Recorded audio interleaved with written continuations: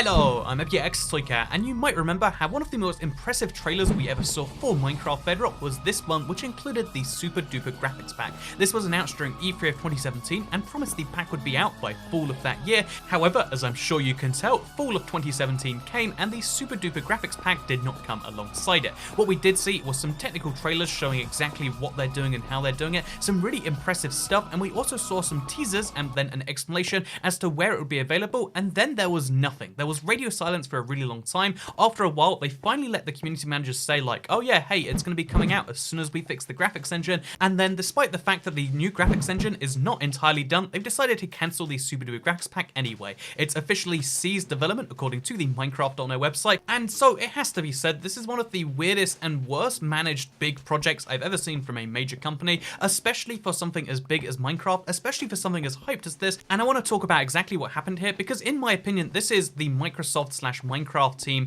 the PR team burning a lot of the good faith that we all have, a lot of the trust we have in the game by doing this in such a deceitful way. And you might say, well, Toycat, I mean, clearly they just thought they could do a thing and clearly, they ended up not being able to. But one, I mean, the fact that it took 2 years to get to this stage is a little questionable. And two, the reasons they give for not being able to do the thing are entirely contradictory all over the place. And yeah, in my opinion, it points to something which is kind of concerning when it comes to the behemoth that is Minecraft/Microsoft and the development of this huge best-selling game. So first of all, let's talk about the fact that the official reason they gave for cancelling the pack was that the pack proved too technically demanding to implement as planned. And then they said it's going to be disappointing to a lot of you, but they just weren't happy with how the pack performed across all devices. And for that reason, they're stopping development on the pack and looking for other ways for you to experience Minecraft with a new look. But here's the deal, right? You might say like, oh, what does that really mean? It means that they weren't happy with how the pack was performing on all Minecraft Bedrock devices, a lot of which are phones and tablets. And I guess of those phones and tablets, some of those are going to be a few years old, and they wanted it to be for everything, and they couldn't get it to be for a significant enough percentage. However, that directly contradicts their explanation they made themselves on the Minecraft.no website immediately after announcing this. They said that the pack would be released on Xbox One and Windows 10, performing best on high-end PCs and Project Scorpio, which was the Xbox One X's name at the time. And here's the deal, right? Those are not low-end performing devices. They changed their mind midway through.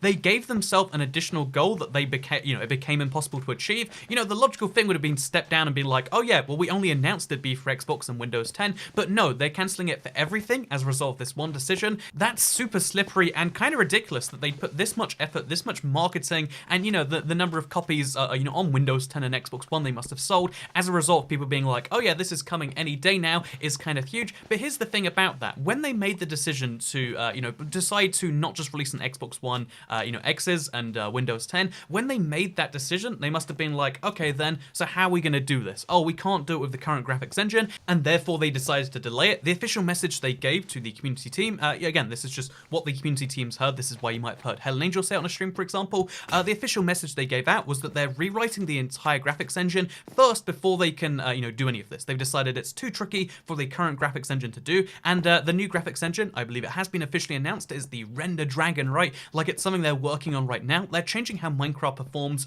the pipeline, how everything is displayed on the screen. They want to improve performance, they want to improve all these things. That's not entirely done yet, again, as best anyone knows, but despite the fact that that's not entirely done, they've still decided to cancel it right now. The timing on that doesn't add up to me. The timing on, oh yeah, we're just going to wait until this thing gets done that conveniently is going to be happening well over a year from now, and then not even waiting until the thing is done to be like, well, I guess this is just physically impossible. The thing most people want, the thing that so many people are excited, the thing that certain people even bought brand new platforms for, again, like Project Scorpio, the Xbox One X, one of the things they used to promote that console was this Super Duper graphics pack. Despite all the hype, they've decided to cancel it. And yeah, the thing that gets me really kind of riled up here is the fact that they've done it on a Monday in the middle of August. Again, they've picked like the deadest news day. That to me implies, the fact that they could sit on this announcement for at least, enough time to get it onto like a random Monday. To me, that signals that, yeah, they've been sitting on this announcement for a very long time. Someone high up in the Minecraft chain, someone who was,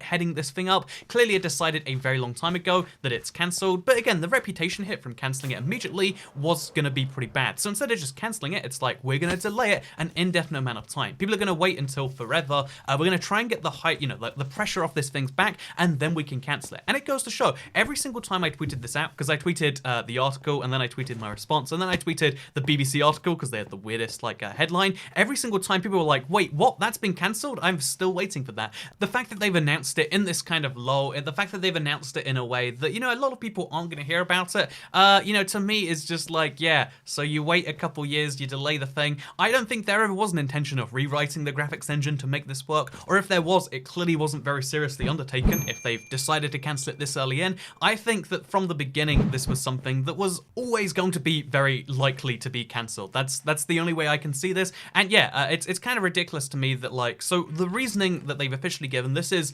again, we'll take it at face value. We won't go into the whole, like, well, they've clearly wanted to delay it, because that, you know, in theory, someone could have been trying this entire time and then just not saying anything. They could have not made any real announcements. It's possible, let's admit that. So if we take this whole thing at face value, which I'll try to do from here on out, the problem is that they've decided to cancel the Super Duper Graphics Pack, something which, again, so many millions of people were hyped and excited for, something that so many people made huge decisions about buying games, or even the most powerful console that still exists right now, the Xbox One X, and therefore had a price tag accordingly. People made these huge purchasing decisions based on this sometimes, and you know, they haven't decided to say anything, and they haven't decided to release it because it's not available for other platforms. Like, oh no, some people who have an iPhone from 2013, they won't be able to play this, so what's the point in releasing it to the other 90% of our players? Even if it's only 10% of the player base that can play this, which I'll admit is a very small percentage, but even if it was something as small as that, wouldn't it be worth releasing anyway? I think the idea that Minecraft Bedrock has to pretend it's the same game on all platforms is kind of ridiculous, because we have so many hooks inside the game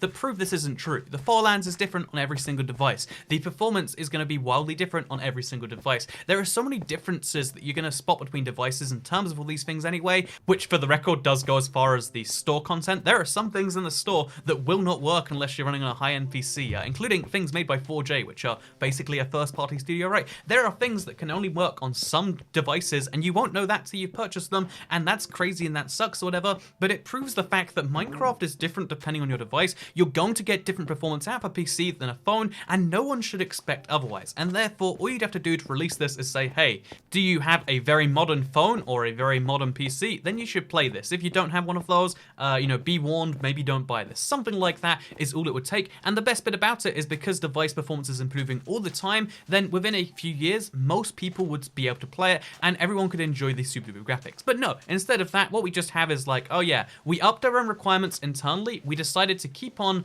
you know, expecting more from ourselves, and then we've cancelled it anyway. It just seems like such a ridiculous thing. And to me, this proves one of the biggest flaws of giant corporations like Microsoft trying to run a game which, you know, previously was run by much smaller teams. But one of the problems is, even though they have this huge number of staff working on a game like Minecraft Bedrock, the problem is that they seemingly don't communicate very well. And an example of that is that on Java, everyone just seems to make their own features. They all get added into the game. And, you know, Java can achieve, you know, with a much smaller team, literally 10 times smaller, you know, pretty much the same amount that Minecraft Bedrock can, because what happens in Minecraft Bedrock, it seems, is the PR team gets a hold of this, you know, early concept of the Super Duper graphics pack. I believe it was first developed by Tommaso.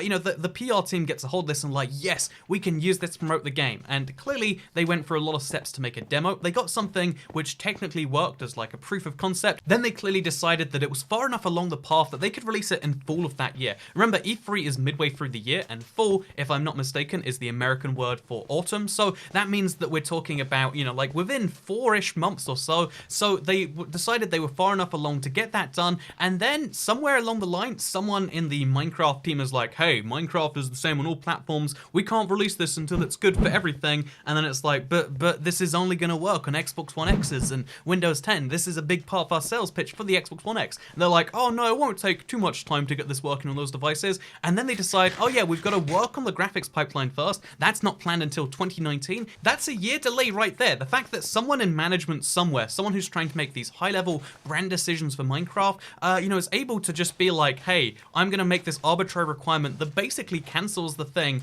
is kind of silly on the surface level. But then think about it even further. It's pretty much deceitful that they didn't make that, you know, requirement. They didn't make that decision before they released the trailer. Someone in marketing, someone in PR got to make a decision before someone in management actually made the requirements. They marketed something that was never able to exist under the requirements that management wanted. And the fact that those two teams clearly didn't talk about it, or if they did so under like pretenses of nudge, nudge, wink, wink. Who knows what this can go down under? That seems absurd to me. That is, to me, one of the problems when you have such a huge corporation, because the developers want to release this. Again, they say there's a lot of enthusiasm inside and outside the studio. All of the developers, all of the community team, they want this released as well. They have a pack that they can release internally. They've been working on it some amount, but they can't release it because of some arbitrary requirement, and it means that everyone looks like an idiot, except the one guy who's like, well, thank God people with 2013 iPhones don't think that they're not running the same Minecraft as people playing on the latest consoles. It's full on absurd to me, and the point where I would say this passes on from, like, again,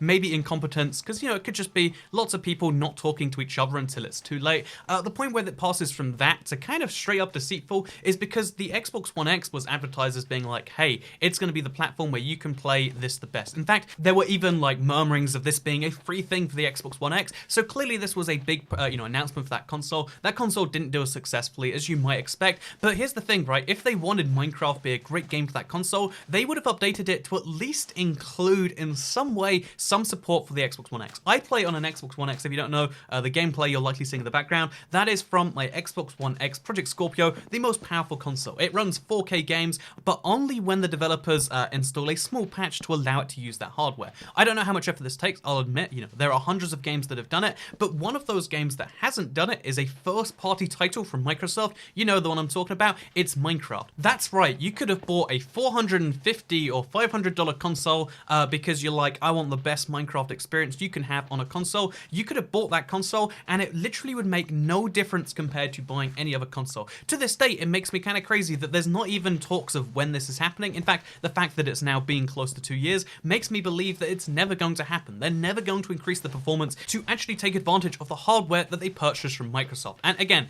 this is another thing of like, oh yeah, well the Xbox One X marketing department and the Xbox One X team are different to the Minecraft team, who are different to the Minecraft PR team, who are different to the Minecraft team who makes decisions about, what things should be on what platforms. And the fact that all these different teams are under the same banner, by the way, they're all owned by Microsoft. They're all direct, have some direct link eventually upwards to the CEO. These are all people working at the same company who have entirely different goals that are somehow not only contradicting one another, but making each other's things impossible. The Super Duper Graphics Pack would have been possible if someone hadn't decided, oh yeah, but what about the 2012 Android phones that people still have and are playing Minecraft on? They might want to buy this. And it's like, clearly at some point you have to make the decision that just because low-end devices exist, they shouldn't hold back the higher-end devices. There are render distance options. You can make settings in the options like, oh yeah, fancy graphics, turn those things off. Have more and more things like that to make low-end devices play these things if you want to. Give people warnings that, hey, these maps and these texture packs and these, Super Duper Graphics packs, they won't be available if you have this crazy old phone. And we're not trying to say upgrade, but if you want to upgrade, it would help out your situation.